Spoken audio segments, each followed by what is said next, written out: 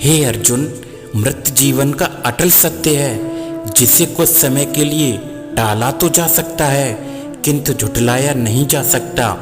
और ये शरीर तो किराए के घर की भांति है जहाँ हम कुछ समय के लिए मेहमान हैं। तुम्हें आखिर किसका डर है, मृत्यु का और इस शरीर के खत्म हो जाने का? आत्मा का ना तो जन्म होता है और ना ही उसे कोई मार सकता है। जो होना है उसे कोई टाल नहीं सकता और जो होना ही नहीं है उसके बारे में शोक व चिंता करके स्वयं की परेशानियां बढ़ाने के समान है। सच्चाई से कभी दूर नहीं भागा जा सकता, अतः सत्य को स्वीकार कर लेने में ही समझदारी है। झूठ को जबरदस्ती सत्य मानकर जीना ही गलतफहमी कहलाती है। स्वयं की व्यक्तिगत सोच गलतफहमियों को भी जन्म दे सकती है, इसलिए स्वयं की व्यक्तिगत सोच दूसरों पर थोपे नहीं। बिना मोक्ष के जन्म मरण के चक्र से छुटकारा नहीं पाया जा सकता। वासना, क्रोध और लालच यह नरक के 3 द्वार होते हैं। मनुष्य के सबसे बड़ा और सबसे पहला शत्रु या मित्र उसका मन ही होता है। ईर्ष्या और हद से ज़्यादा इच्छाएं जीवन का सुकून छीन लेती हैं। यदि आप धर्म के मार्ग पर प्रशस्त हैं तो परिणाम की चिंता किए बिना अपने धर्म का निडरता से पालन करें। बिना किसी पुरुषार्थ के आप अच्छे फल व सकारात्मक परिणाम की कामना नहीं कर सकते। क्रोध से भ्रम पैदा होता है, भ्रम से बुद्धि व्यग्र होती है और जब बुद्धि व्यग्र होती है तब तर्क नष्ट हो जाता है और जब तर्क नष्ट होता है तब व्यक्ति का पतन हो जाता है। असफलता के डर से दोबारा प्रयास न करने वाला मनुष्य जीवन में बड़ी कामयाबी कभी प्राप्त नहीं कर सकता। निस्वार्थ और निष्पक्ष सेवा कर्म किए बिना मोक्ष की उम्मीद करना भी व्यर्थ है।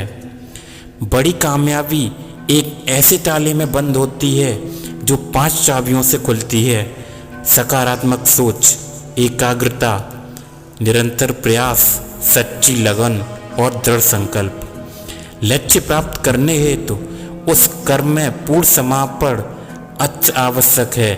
इसके लिए धन की लालसा मन से निकालकर अपने कर्म पर एकाग्र हों। जब भी मनुष्य स्वयं की इंद्रियों के अधीन हो जाता है तो लालच, आलस, वासना जैसी विकारताएं मन पर सवार हो जाती हैं। क्रोध सोचने की ताकत को हर लेता है, जिस वजह से सही फैसले ले पाना कठिन हो जाता है। यदि आप कर्म फल प्राप्त की लालसा व लालच हेतु कर रहे हैं तो कर्म कभी आपकी उम्मीदों के अनुसार प्राप्त नहीं होगा। बुरे कर्म से पीछा छुड़ाने का सबसे बेहतर तरीका है मन में अच्छे विचारों को आने दो और सकारात्मक सोचो। मनुष्य जीवन में वही करता है जो भी वह देखता है, सुनता है, समझता है। मनुष्य की हर क्रिया प्रतिक्रिया उसकी सोच पर आधारित होती है। बड़े लक्ष्य के निर्माण और सपनों को सच करने के लिए सबसे पहले आपको कल्पनाकारी बनना होगा। जो व्यक्ति किसी अच्छे कर्म को करते हुए उसे ही अपना सौभाग्य और पुरस्कार मानता है तो ऐसे व्यक्ति को कर्म फल उम्मीदों से कहीं ज़्यादा मिल जाता है। जो व्यक्ति कर्म की अभिलाषा हेतु कर्म करता है फिर जब उसे उम्मीदों अनुसार फल प्राप्त नहीं होती तो वह निराश और दुखी होता है। फल की आशा से कर्म करने वाले मनुष्य का मन कभी शांत व संतुष्ट नहीं होता, क्योंकि उनकी लालसा हर नए शिखर पर पहुंचती रहेगी। ऐसे में उसका मन कभी संतुष्टि का आनंद नहीं ले पाएगा।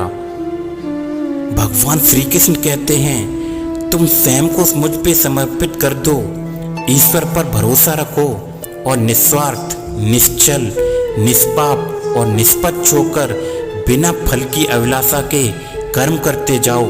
तुम्हारा जीवन सुख और संतोष से भर जाएगा। दुख तुम्हें कभी छू नहीं पाएगा और मोक्ष की प्राप्ति होगी।